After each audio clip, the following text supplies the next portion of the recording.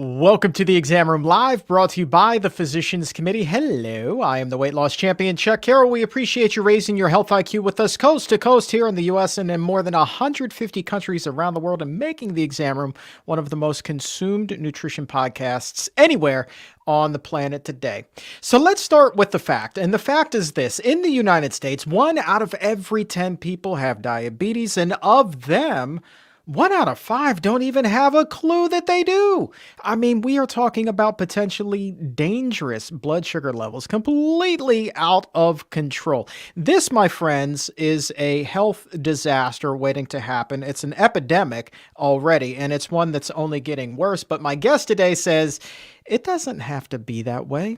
And in fact, it's time to rethink how we think about this disease. It's time to think again about sugar and all of these things that we think about when it comes to diabetes and what actually causes it. And once we understand what causes it, then we can improve diabetes for a lot of people. And that means getting off of medicine, no more painful injections, no more pricking your finger, none of that stuff. It just means living a cleaner, healthier, longer diabetes-free life. And so my guest today is co-founder of Mastering Diabetes. He himself is living with type 1 diabetes. He is a fantastic human being, and I am so thrilled that Cyrus Khambatta is back with us on the Exam Room Live today. Cyrus, thanks for being here, my friend. What's up, my man? Thank you so much for inviting me back here, Chuck. I'm thrilled that you're here. I always have such a good time when you're on the program. And Absolutely. because this is the Exam Room Live, we're opening up the doctor's mailbag. So if there's anything that you would like to ask Cyrus about diabetes, go ahead, throw that in the comments or in the chat. And we're going to get to as many as we possibly can here on the show today. And I want to start with a hot button issue. I mean, let's just dive right into the deep end, do a cannonball here.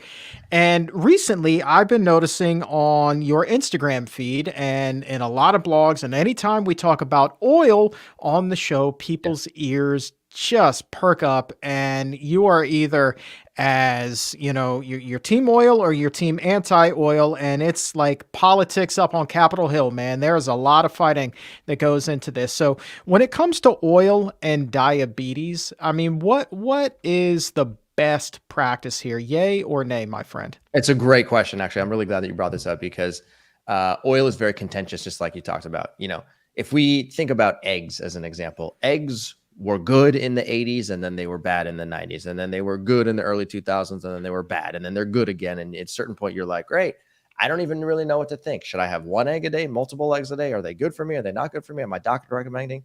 The same type of situation is happening with oil. Oil was considered heart healthy. And then oil was vilified specifically by the plant-based world. And now oil is becoming back into fashion again.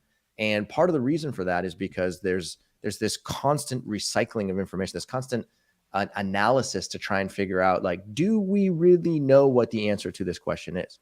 So I've done a decent amount of research on oil to try and figure out, is it helpful for people who are living with blood glucose irregularity, or is it actually not helpful and can it cause more blood glucose irregularity? And what the sum total of my research has actually demonstrated is that if you are living with a pre-existing chronic disease, specifically pre-diabetes, type 2 diabetes, and then any form of insulin-dependent type 1 diabetes, then adding oil to your diet can actually cause your blood glucose to do very strange things. And all of this is sort of predicated on a very simple concept, which is that the thing that causes insulin resistance is an excess consumption of saturated fat in your diet. Okay, so when your saturated fat intake is decently high and when your total fat intake is decently high, that can set the stage for this condition known as insulin resistance. And when insulin resistance is present inside of your liver and muscles, that makes it very challenging for you to be able to consume carbohydrates and metabolize them properly. Therefore, our recommendation is that if you're living with a blood glucose irregularity, then we strongly recommend reducing your oil intake or eliminating it altogether. And if you do that, you're likely to find that your blood glucose control improves significantly. All right, but let's talk about perhaps another angle on this. Is it possible to talk about like maybe ranking the oils from worst to first, so to speak? Because I mean, olive oil is one thing, and then coconut oil, which is just a saturated fat bomb, is something that's a little bit different. And by a Sure. little, I mean a lot here. So is it possible to rank in terms of the effect that it may have on your insulin resistance worst to first here? Yeah, exactly. So the foods in general, the foods and the oils that are going to cause the highest level of insulin resistance are those that contain either trans fats or saturated fat. So if you had to sort of rank order the three types of fat from worst to best, the number one would be the worst type of fat to put into your body is a trans fat. The second worst is a saturated fat. The third worst is an unsaturated fat. Okay. So, the foods that contain the oils that have the highest trans fat content are the ones that are called partially hydrogenated. So if you see partially hydrogenated anything oil, partially hydrogenated soybean oil, partially hydrogenated grapeseed oil, partially hydrogenated canola oil, any of those, just get them out of your diet altogether, because trans fats, the product of partial hydrogenation, results in these things called trans fats, and trans fats are absolute dietary napalm for your vasculature. So those are the worst. The next worst are the ones that contain significant saturated fat, like you had alluded to. Okay. So saturated fat is the predominant type of fatty acid that's present inside of coconut oil. Now, coconut oil has become this like new superstar in the world of nutrition, and people in the paleo world and people in the ketogenic world will tell you that you should consume lots of coconut oil because it's actually very good for you. And the take that they have on it is that it's not just saturated fat, but it's actually what's called MCT, medium chain triglycerides. Without getting too complicated, what that means is that saturated fats have different lengths. Some of them can be 16 carbons long, which is considered a long chain. Some of them can be 18 carbons long. Medium chain tends to be somewhere about 12 to 14 carbons long. So the way that those medium chain fatty acids act is slightly different than the longer chain fatty acids. But that being said, they're still 100% saturated. And we know without a shadow of a doubt, we've actually wrote about this in the Mastering Diabetes book, that saturated fat causes insulin resistance. Saturated fat is the single most effective trigger for the development of insulin resistance inside of your liver and muscle. So as a result of that, when you're consuming coconut oil and you're getting 100% saturated fat, then that can actually quickly set the stage for insulin resistance and cause blood glucose dysregulation. So that then sets the stage. Sorry, were you going to say something? No. Please go ahead. I thought that you were wrapping up, man. I thought that you were in the home stretch, and now I feel bad that I cut you off because there's more to come. So keep dropping those nuggets of nutrition knowledge, my man. For sure. Okay, so the last thing I'll say is when you're talking about olive oil as an example. So olive oil is not a pure saturated fat. Olive oil has a combination of unsaturated fat and saturated fat. It's got some MUFAs and PUFAs, which are called monounsaturated fats, polyunsaturated fats. Both of those are technically considered better for you. And then it's got a little bit of saturated fat, and then it's got hopefully zero trans fat because it's not partially hydrogenated. So as a result of that, if you were to move from coconut oil to olive oil, you'd be doing yourself a service because you'd be getting more unsaturated fat. Okay, so the same thing goes true for things like canola oil, because that tends to be a little bit less saturated as well. And so I'm going to put sort of those two in that category right there. And then people have things like, walnut oil and avocado oil, and those tend to be more unsaturated than they are saturated. And that's a good thing. We could go down the list and say, well, what about this oil? And what about this oil? What about this oil? And each one of them has a slightly different character, or slightly different balance of saturated to unsaturated. But the idea here is that coconut tends to be the most saturated, and then olive oil tends to be significantly less saturated. And that's a good thing for you. All right, I want to say a quick hello to Karen, who's watching right now all the way over in Germany. Lee, tuned in Lubbock, Texas. Philip is in Indianapolis. Natalie, also over in Germany. Wendell, checking in. Sally from Michigan. Steve might get the furthest distance from us here on the East Coast of the U.S. Steve is tuned in from Hong Kong. Cyrus, that's pretty cool. I love the global impact that this show has. I say it almost every single time because it blows my mind as we have people watching literally from all over the world. Is And I there want to anybody from Antarctica? Has that ever happened? I've yet to get that, but I would love to check that one off. I'm not Yeah. sure what the current population is in Antarctica, but you gotta imagine at least one person has watched the exam room from all the way down there. But speaking of Philip up in Indianapolis, at 12:17, he put this in the chat. I thought that this was pretty cool. He said, "I've reversed and cured type 2 diabetes, high blood pressure, high cholesterol, and fatty liver disease with the whole food plant-based diet. I highly recommend and going in 100% from the start." And I guess, speaking of from the start, this is honestly where we should have started. If somebody really is looking to improve their insulin resistance and they want to take control of their diabetes, how realistic is it that they would be able to do that using the methods that you guys have at Mastering Diabetes, where they could get off of the medicine? They're not going to be dependent on insulin injections anymore. How realistic is it to think that, man, with these diet and lifestyle changes, you can see some significant improvements and maybe get off all of your medications altogether? Yeah, it's a great question. So if you're living with pre-diabetes, your chances of actually reversing pre-diabetes is almost 100%. If you were to adopt not only a plant-based diet, but what we recommend is a low-fat plant-based whole food diet, which is very similar to what Dr. Neil Barnard also recommends. So again, pre-diabetes, your chances are very, very high. Now, if you're living with type 2 diabetes, your chances go down just by a little bit. Your chances go down to somewhere between, call it 80 and 85%, maybe a little bit higher. Nobody knows the answer to that question. And the reason that it's a little bit, the numbers are just a little bit smaller than they are in the pre-diabetes population is because some people who are living with type 2 diabetes have beta cell burnout or are experiencing beta cell burnout, which effectively means that the beta cells in their pancreas are no longer capable of secreting a sufficient amount of insulin. The way that you would know that is you go get a test called a C-peptide test. You can go to your doctor, you can get the C-peptide test at a routine, laboratory like a Quest Diagnostics, and they will tell you what your number is. Your C-peptide sort of is either in the low category, the medium category, or the high category. If you're in the low category, what that means is the chances of you reversing type 2 diabetes using only your diet is not very high. You can definitely do it, and I still would actually recommend it, but insulin injections may be in your future. If you're medium or high, then the chances of you reversing type 2 diabetes using only your diet are very good. And so just like Philip, I would recommend definitely going down that path and reducing your total fat content, eating as many plant foods as possible, and trying to stay away from as many processed foods at the same time. That is a phenomenally powerful system.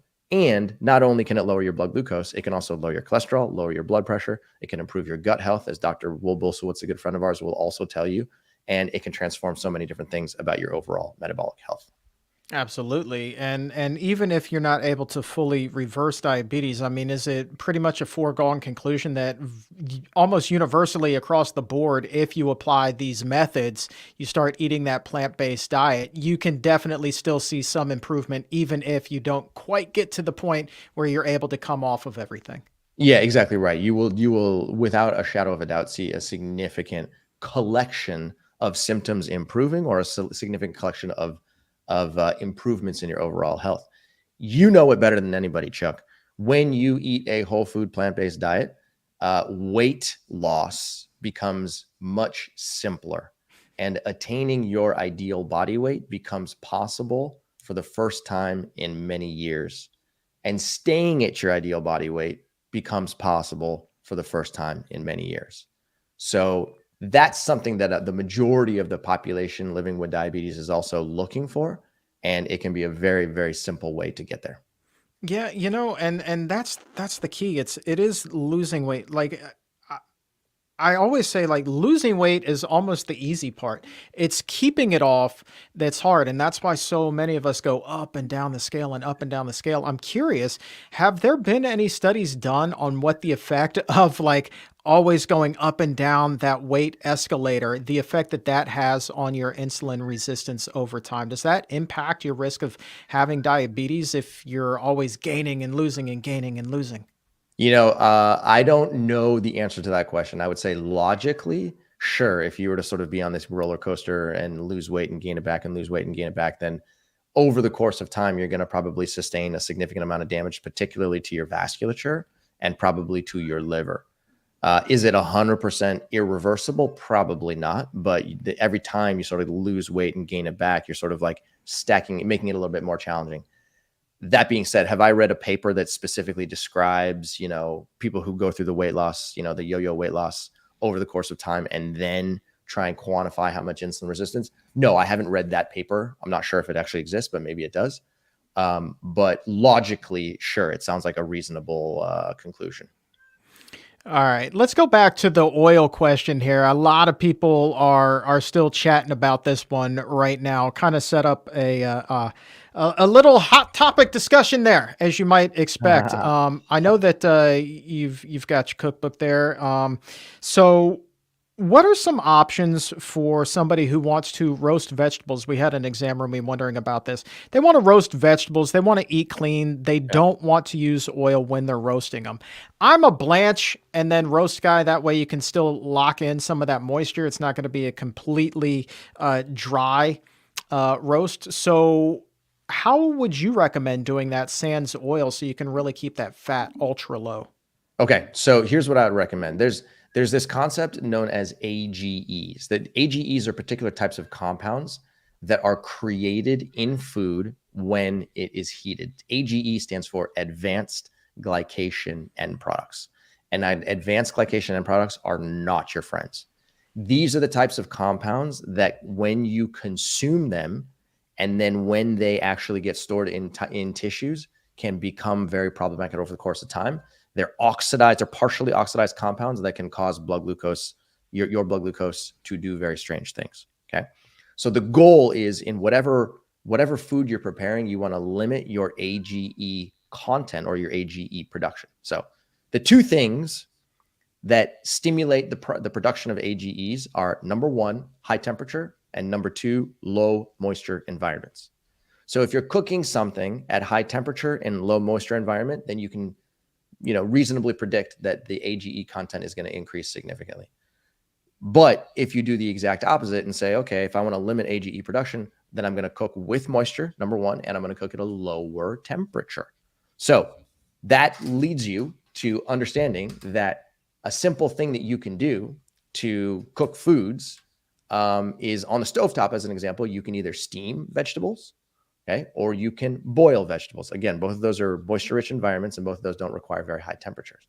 Okay, but if you're going to go into the oven and you're going to say, "Well, I'm not going to use oil because I've heard that oil is not necessarily good for me," then how would you do it?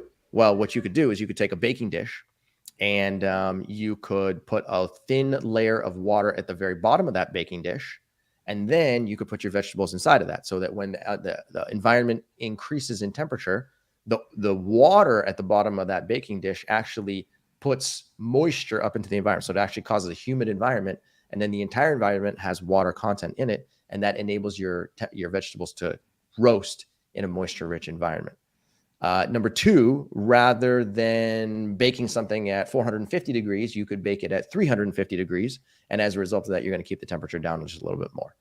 So those are two simple techniques that can actually have a profound effect on the production of AGEs that can significantly limit the damage that it causes once it gets inside of you. Yeah, Margie on Facebook has another pro tip. She recommends covering your baking sheet in foil or something like that, and that'll also keep that moisture locked in there. She says she never uses oil, and I would imagine that would be especially effective if you put that thin layer of water on the bottom of the pan as well. I think that would essentially steam it while you're baking at the same time. So that's exactly a pretty right. cool thing. Now, there's another trick too. If you don't mind me saying one thing. Yeah, man, lay it on us. You can also use parchment paper. So if you took your vegetables and you put them onto a baking dish, okay, and normally what people do is they'll either put foil on that baking dish, or they'll take oil and they'll mix the vegetables in oil and then put them on the baking dish. And when you do it that way, the oil acts as a little bit of a lubricant to protect the vegetable from getting stuck to the actual baking dish. It's helpful. It works. Okay. But if you're not going to use oil, then what I would do is, instead of using foil, get rid of that. Instead of using oil, get rid of that. Put parchment paper. It's a very, very simple thing. You put parchment paper on the bottom of your baking dish. Then you take your vegetables. Maybe you spice them up. Maybe you add some flavorings to them. You put your vegetables onto the parchment paper. You stick them in the oven. Practically nothing sticks to parchment paper. Okay, so the vegetables get cooked. You don't really necessarily need that much moisture. And when you get them off of the baking dish, there's nothing for them to stick to. Yep. I learned about that from a chef in a Whole Foods one time. Like he just took me to school for whatever reason, was doing a cooking demo in the produce section, and he had parchment paper and he was just wrapping the vegetables in that and putting those in the oven. And I'll be daggone if they weren't delicious. It was the most incredible daggone thing. Absolutely. Kelly in Detroit, we're going to take your question in just a second, but as long as we're still talking a little bit about oils and fats, I want to grab a question from Jeremy at 1215. He says, I was type 2 before going vegan and was wondering about fat percentage. Is there a sweet spot for the percentage of fat? I'm very active and I think 17% is according to the scale where I'm at. Not sure where to go to feel good. So reversed his diabetes, concerned now about his fat percentage overall. What can you tell him? Okay, I'm assuming, is he referring to body fat percentage? That is what I'm kind of gathering here. Yeah. Body fat percentage. Okay, great. So it depends on many different things. Depends on your age, depends on your activity level. For a male, and a body fat percentage somewhere between 10 and 15% is considered very good. Okay, when you are very athletic and you can get sub 10%, that is only something that a very small percentage of the population will ever achieve.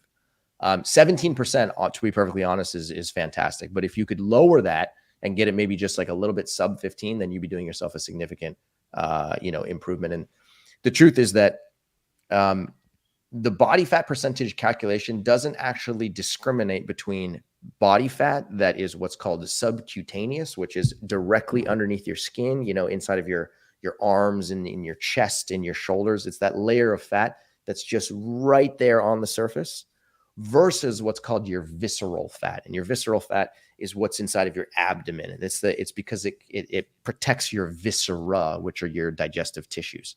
So the visceral fat in your abdomen is significantly more metabolically dangerous than is the subcutaneous fat that's underneath your skin. So that one number of 17% can't really discriminate between the two of those. And if you can get what's called like an in-body scan, it can actually tell you what the difference is between those two different depots. But the goal is to try and minimize the amount of visceral adiposity that you have in your trunk, and then also try and get your overall fat content down to, like I said before, somewhere between 10 and 15% would be a good range. All right, let's do some mind-blowing conversation here for people who have not been on the show before when you're here. And let's talk a little bit about carbs, healthy carbs. Kelly in Detroit posted this at 11:50. They were here early. I love that. Thanks for watching, Kelly. I'm a type 2 diabetic and I want to try a plant-based diet, but I'm worried about legumes and potatoes and whole grains spiking my blood sugar. So definitely a valid concern based off of, I'm sure, what Kelly has been told up until this point. But you, I know, view those whole carbs, those complex carbohydrates a little bit differently. So what can you tell Kelly? Carbs, what are those? I've never heard of those. They're these things, they're good. They're good and stuff. Depending on what kind. Yeah. Okay. So most of the people would tell you that they're eating a low carbohydrate diet, especially when they're considering losing weight or trying to reduce their blood glucose. And that's because the public narrative is that carbs are bad for you. And if you eat carbs, they're going to make you fat and they're going to cause your blood sugar to go high. But in my mind, a lot of the verbiage that we use in the world of carbohydrate metabolism is just totally backwards. So I don't like to use the word carbs. I like to use the word carbohydrate because it's a little bit more descriptive, and that's actually, it's not a shorthand version. Secondarily, I don't like to use the word sugar. I don't like to use the word blood sugar. I like to refer to it as blood glucose because that's truly what is being measured. Okay. So what most people mean when they say I'm eating a low carb diet is they should be very clear in their language. They mean I am trying to either reduce or eliminate my intake of sugar and artificial sweeteners, and I'm trying to reduce my intake of refined carbohydrates like breads and cereals and pastas and cookies and crackers and chips and sodas. Okay. But it's too long. Nobody wants to say all those words. So they basically say, yeah, I'm eating a low carb diet. Right. And what that does is it makes people think like, oh, well, all carbs are bad for me. I heard a banana has carbs. I heard watermelon has carbs. I heard black beans have carbs. I guess those are bad for me too. And then they don't eat those foods. Okay. But unfortunately, in this world, you got to be very, very, very specific about the words that you use, because there's a big difference between the refined carbohydrates that come from the cookies, the crackers, the chips, the pastas, and sodas versus the whole carbohydrate that come from fruits, starchy vegetables, legumes, and whole grains. So Kelly asked this question. She says, I'm type 2 diabetic and I want to try a plant-based diet, but I'm worried about legumes and potatoes and whole grains spiking my blood sugar. I'm going to change your language. I'm worried about legumes, potatoes, and whole grains spiking my blood glucose. Okay. Now, there's a fundamental difference between the way that the refined carbohydrates function and the way that the whole carbohydrates function. And the truth is that we want to reduce or eliminate the refined carbohydrates because those are problematic for your liver and they can cause a rapid influx of glucose into your blood in a very short period of time, which causes your blood glucose to rise quickly and can make you look at your blood glucose an hour after eating food and then being like, darn, why is it so high? But when you eat the whole carbohydrate rich foods like fruits, like starchy vegetables, legumes, and whole grains, those are actually very good for you. And those are the types of carbohydrate energy which have many different positive attributes associated with them. Number one, they're fiber rich. Fiber is a food for trillions of bacteria inside of your gut microbiome, and that is critically important for your long-term health.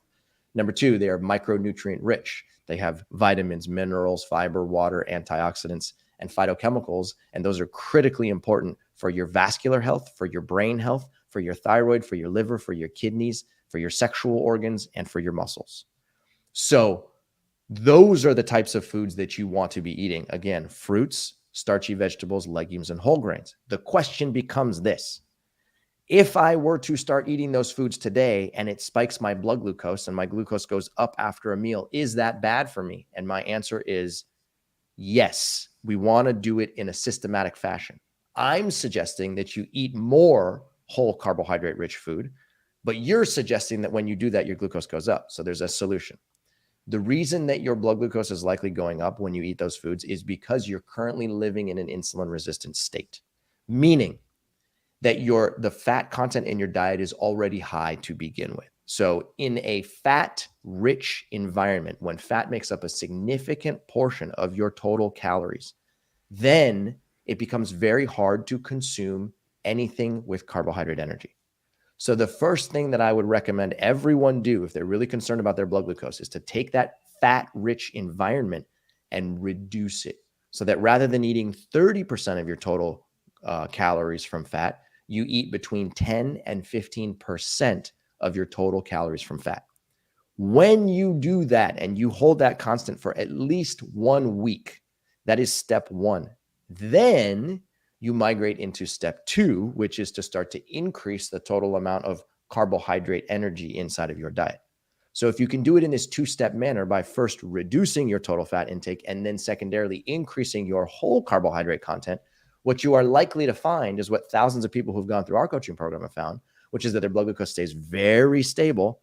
And the addition of these new whole carbohydrate rich foods does not cause their blood glucose to do weird things. In fact, their blood glucose might even come down a little bit more over the course of time because they have reduced their total fat intake first before doing anything else. Does that make any sense?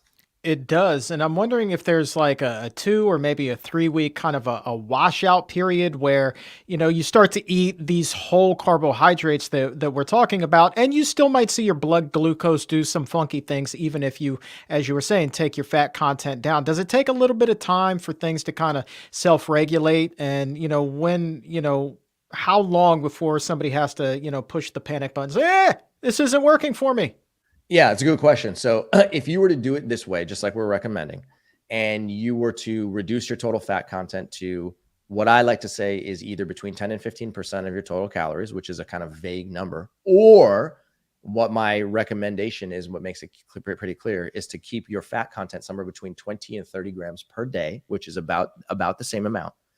If you were to do that and you were to keep that consistent for, call it, 3 weeks, and you were not seeing any difference in your blood glucose concentrations, and your blood glucose was still high and it was riding high all day, every day, then the next thing I would do is I would go get that C-peptide blood test that we talked about earlier, because you could be the type of person whose pancreas is just not able to secrete enough insulin. And as a result of that, your glucose values will stay high, and they will stay high for a long period of time. So 2 to 3 weeks is a really short amount of time for you to be able to try this experiment. And when you do it, chances are your glucose will come down. But if it doesn't happen, then go get the C-peptide blood test, and then we can reevaluate to see whether or not you might actually have an insulin secretion deficiency. All right. As long as we're talking about carbs, let's grab a question from Roxina at 1237. Says, can you please comment on whole grain pasta and brown rice? Are they kind of gray list in terms of where they might be for our health, or are they too refined in your estimation? What do you think there? Okay, whole grain pasta and brown rice. Okay, I'm assuming she's not saying brown rice pasta. She's just saying whole grain pasta. And Two separate things, my man. Two separate things. Okay, cool. So whole grain pasta is going to be better than the traditional white pasta that's made from pure wheat. It's usually called durum wheat. So when you get whole grain pasta, that's a step in the right direction. The truth is that what I would get if you really do want to eat pasta is I would get a pasta that's made from some version of lentil. There's chickpea pasta, there's edamame pasta, there's brown rice pasta, which is not a legume. And there's a couple other types of bean pastas that you can get in the grocery store that actually are very, very gentle on your blood glucose. That would be my first stop. Secondarily, when it comes to brown rice is considered what's called an intact whole grain, and those are fantastic for you. Intact whole grains means that it's minimally processed, so it retains as much of its micronutrient content as possible. It retains as much fiber as possible, and it has not been bleached, and it has not lost a lot of nutrients in the manufacturing process. So other foods in that same category are things like quinoa and farro and millet and buckwheat and spelt and brown rice. So any of those whole grains that have strange names, by all means, I would put them into your diet, and I would not necessarily worry about them triggering or causing an increase in your chronic disease risk. They're quite tasty too. If you haven't experimented with some of those different forms of pasta, they're not half bad. You know, even if you're skeptical, like, go ahead, give it a try. Your taste buds might wind up thanking you. I want to ask you this, because as long as we're talking about processed food, and pasta is to a certain extent a processed food, but predominantly in the standard diet here, my man, we have ultra processed foods. By and large, just in kind of the simplest terms, what effect does that ultra processed food diet do to our blood glucose levels? Oh, yeah. Okay. So here's the way that I like to think about it. Okay. When you eat a food, okay, a food that comes from the natural world, a whole food, call it a potato or a mango or a bowl of black beans. Okay. These foods are three-dimensional matrices. Okay. So a three-dimensional matrix is a ball, if you would, or like a whole collection of energy that is very tightly and intricately constructed. Okay. So when you eat the food, you eat it as a whole three-dimensional matrix, but as it travels down, it gets grinded up by your teeth. It travels down your esophagus. It gets inside of your stomach. It starts to get linearized and sort of like partially digested. Then it gets inside of your small intestine, where it gets fully digested. Okay. What ends up happening is that this three-dimensional matrix ends up getting sort of unraveled and simplified. Okay. So the three-dimensional matrix has fiber as the rebar. Okay. I don't know if you've ever seen like a highway overpass being constructed or some type of concrete structure, but usually what they do is they'll take this stuff called rebar, which is it's a metal, and they will use the metal in like if you're constructing a pillar, as an example, a pillar that's going to hold up a highway overpass, they'll frame it with wood on the outside, they'll put rebar down the middle, and then they'll bring the concrete trucks out and they'll pour concrete. So the final product actually is what it looks like on the outside is just pure concrete, but on the inside, there's actually a whole bunch of metal that's there to reinforce the structure. Okay. The same thing happens inside of whole foods. The fiber is the rebar. It's there to reinforce the structure of the food, and it gives it its characteristic shape and texture. Okay. So the rebar is actually really powerful for you, because when you consume that fiber rebar, it actually slows down the absorption of glucose into your blood, which is a good thing for you. And then it travels further down your digestive system into your large intestine, where it actually is food for your microbiome. And that's a good thing because your microbiome then goes on to create short chain fatty acids, which are beneficial for all tissues. So the fiber rebar is important, and that is something that will slow down the digestive process. But then in addition to that, there's also micronutrients. There's vitamins, minerals, water, antioxidants, and phytochemicals. And all of those are these micronutrients that have very protective effects on your vasculature, on your eyesight, on nerve conduction, on literally moving electricity throughout your body, on sexual function, on the function of cell receptors inside of all tissues, on the way that your kidneys function and beyond. So in other words, you want to be eating all of these materials because the micronutrients plus the macronutrients plus the rebar all has physiologic function. When you're eating processed or ultra processed foods, the processing of those foods removes most of those behind the scenes players. So if you take something like, a perfect example is sugar cane. You take sugar cane and you process the heck out of it. You crack it, you mill it, or you grind it, you bleach it, you dehydrate it. You end up with this thing called a white crystal, and it's called table sugar. Okay, that is an ultra processing. And by the time it's table sugar has 0 vitamins, 0 minerals, 0 fiber, 0 antioxidants, 0 phytochemicals. So all of the goodness that was supposed to come along with it in the original food is now gone. You end up with a white crystalline substance. The minute you put that into your mouth, within a few minutes now, it's in your blood. It acts quickly. It causes your blood glucose to elevate in a very short period of time, and that becomes problematic for all tissues. So ultra processing is just a way of thinking about how many nutrients are removed.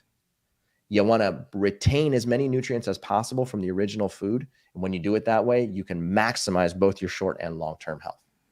What about you? I mean, you go down the sugar aisle or you go into any coffee shop in America, you're going to see a bunch of different sugar choices out there, including raw sugar. Is that Right. any better? Or is that just marketing gimmick? It's marketing Yeah.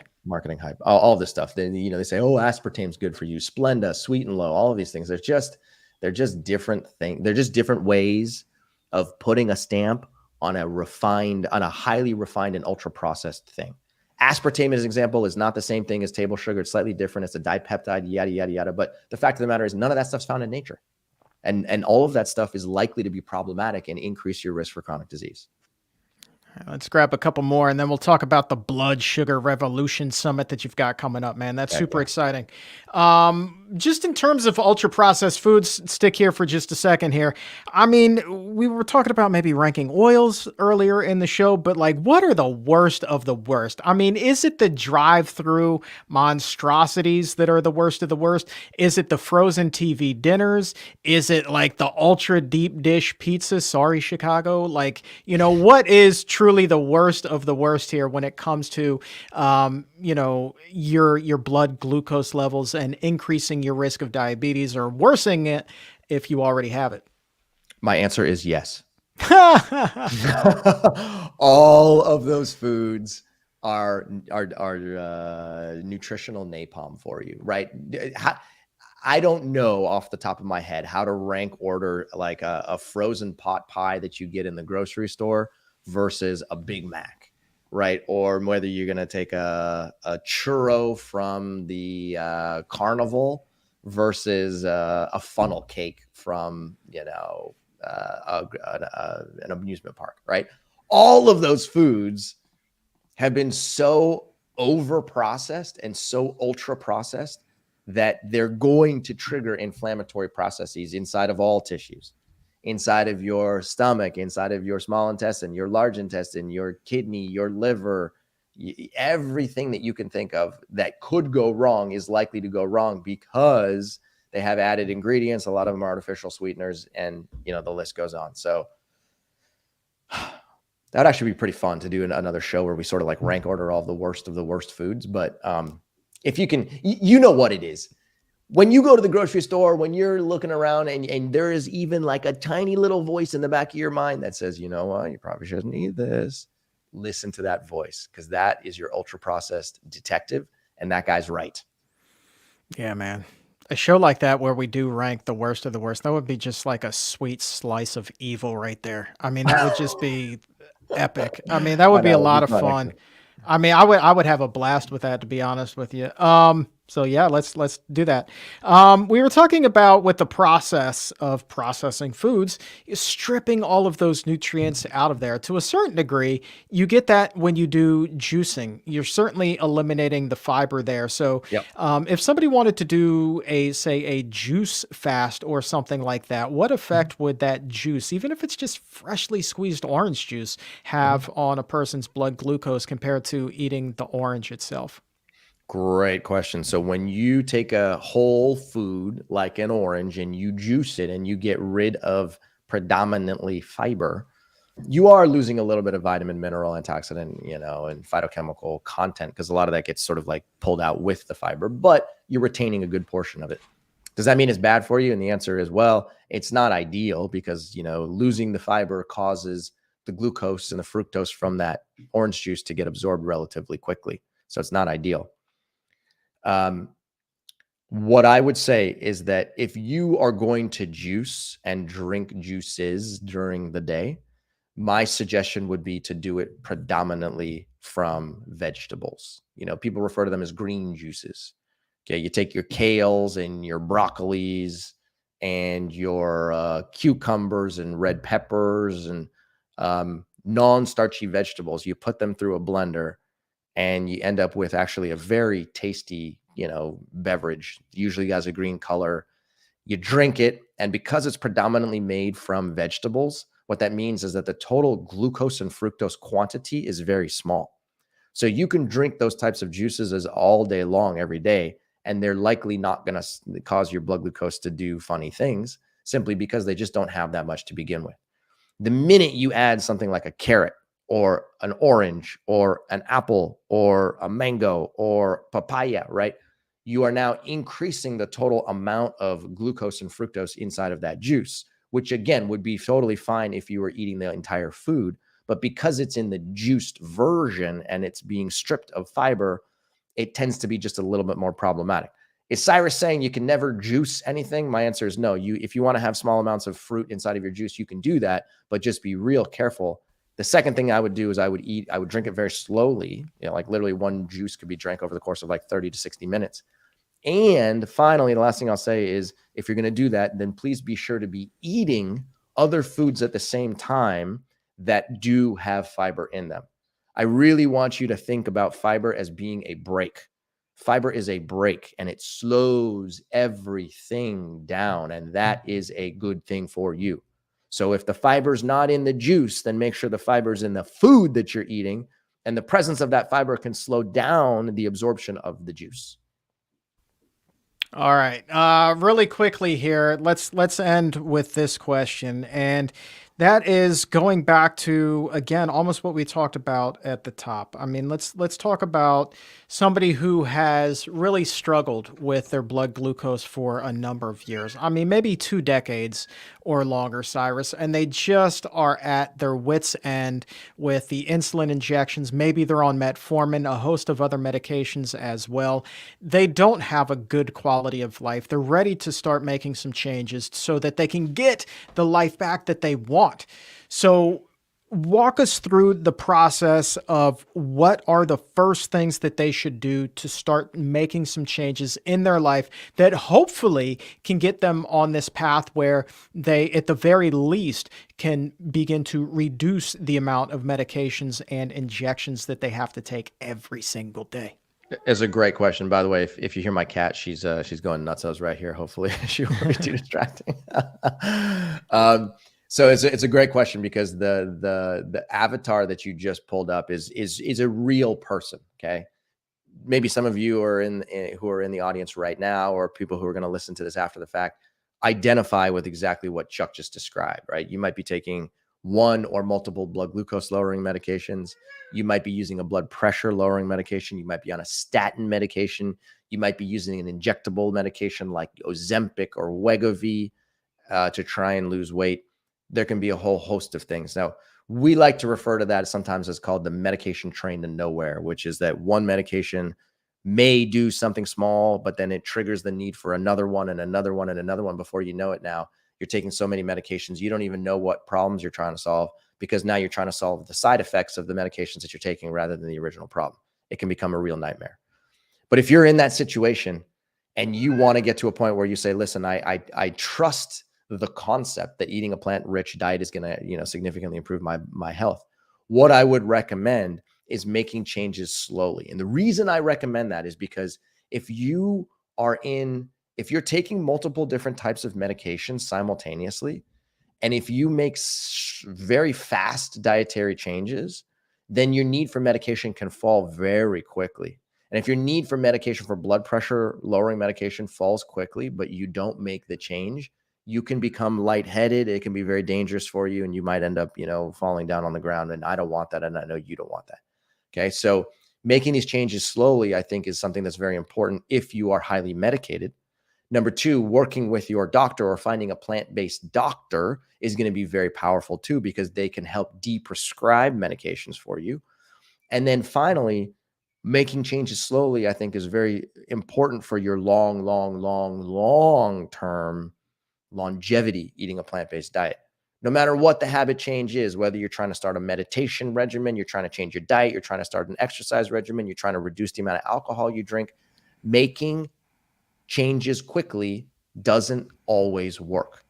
Humans love to try and get quick results when they do things, but making habits quickly doesn't really work out in the long term. So what I would recommend doing is just choose one meal out of the day. Usually start with breakfast, and then make your breakfast as plant-rich as possible. Try and eliminate the oil from that and just really get into that meal. You could do that for like a week or 2 weeks or 3 weeks, but like just really, really enjoy it. Figure out, what do you like eating, how much, and how full does it make you feel? Is it oats with fruit? Is it steel cut oats? Is it a bowl of fruit by itself? Is it potatoes with tomatoes? Is it a tofu stir fry? You get to be the experimenter and figure out what it is that you enjoy eating. Once you feel comfortable with that meal, then progress onto lunch. That could take you another 2 to 3 weeks. Once you feel good with that, then you can progress onto dinner. That could take you another 2 to 3 weeks. Before you know it, over the course of a couple of months, you've then changed your breakfast and your lunch and your dinner. And as a result of that, you're able to really start to change your diet over the course of time without putting yourself at risk, going from a highly medicated environment to hopefully a lower medicated environment.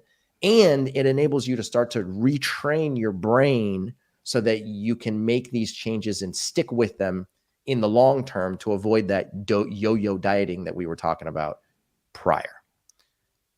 I hope this is helpful. Is that helpful?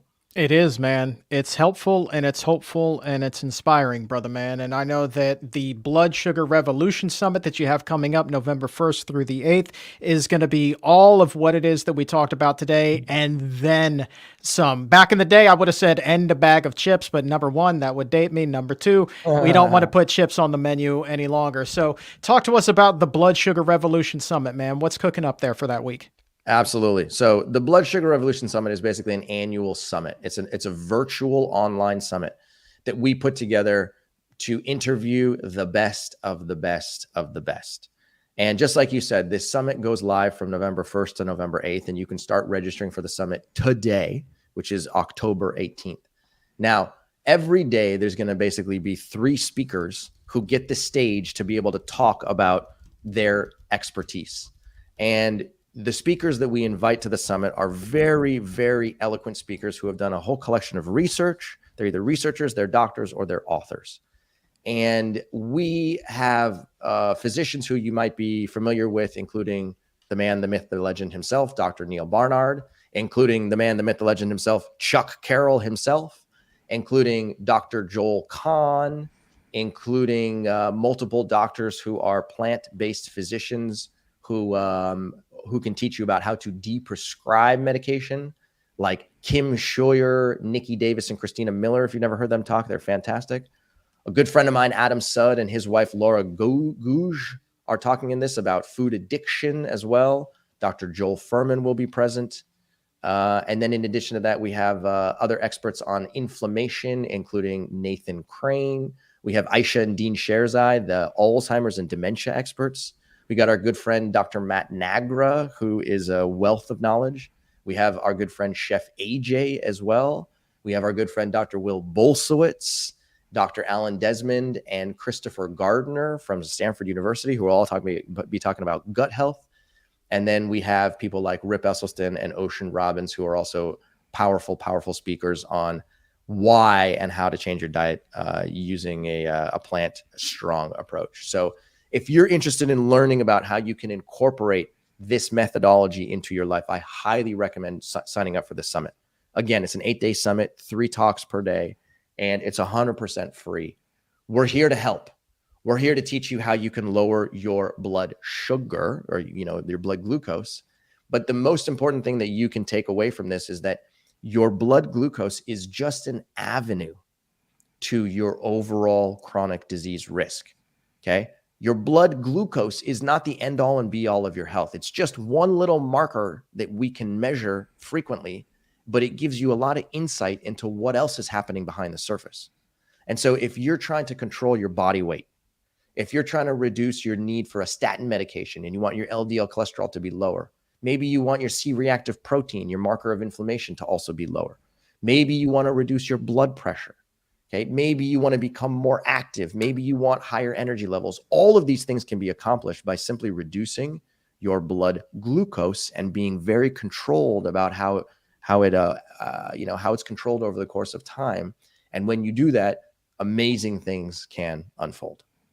Yeah, it's so cool. So bloodsugarrevolution.com is the website to go to sign up for free for the summit. Begins November 1st, runs through the 8th. You heard that list of incredible names. So sign up today, bloodsugarrevolution.com. We also just dropped a link for you to click right there in the chat as well, kind of a one-stop shop. And if you feel like you've raised your health IQ by a point or two today, one more favor to ask, and that is to like this video and subscribe to the channel, or follow us here on Facebook as well if you haven't already done so. That really does help us get this life-changing information to people who are in dire straits.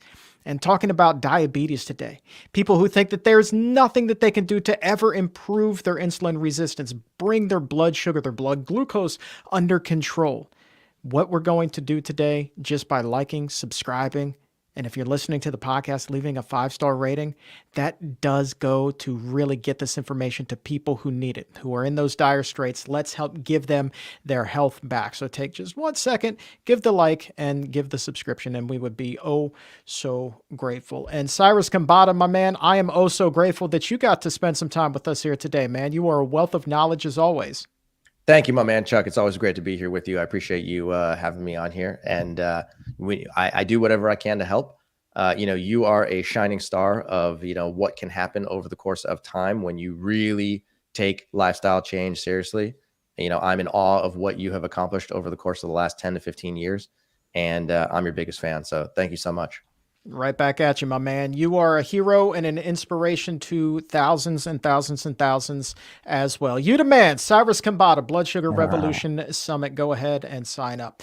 For today, my friends, that's all the time that we have. I also want to say thank you really quickly to the crew behind the scenes for making the magic happen. Thank you, guys. And to you exam roomies with all the wonderful questions and the conversations today. As always, you guys are the absolute best. And for everybody here at the Physicians Committee, I am the weight loss champion, Chuck Carroll.